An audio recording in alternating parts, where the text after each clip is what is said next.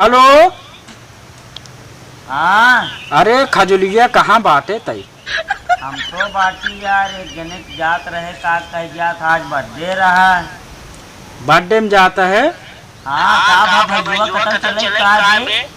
हाँ यही एक जगह गुद भराई आई हूँ चटुआ ही करक चले ये तो बहुत ही है चल आओ आओ आओ आओ जल्दी। सही में हाँ कौन गाँव है ये? अरे गाँव बताओ तो जो ना जान जाए तो बहुत दिक्कत हो जाए। ए भाई ये लिया है चल रे हमारे लिया है चल। आओ आओ आओ आओ तब बताई। आवत है बे आवत है कहाँ चले बे? चले बा कहाँ? अरे अपने गांव से 4 गांव दूर। का करे वहाँ हमका तो नो नो नो चल चल लेकिन वहाँ जब भोजनवा मिले हमें तो हम गई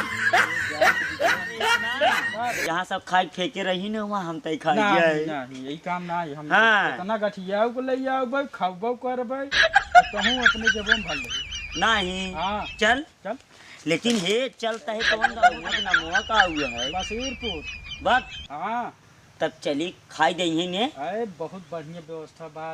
एक काम कर बैजिए ले ले पनीर बना बड़ा मस्त पनीर बना बा। हमका हुए पनीर बैजिए कहाँ बात है ये में? लेकिन वो मीठा उठा ना बना हो रे का हुआ चल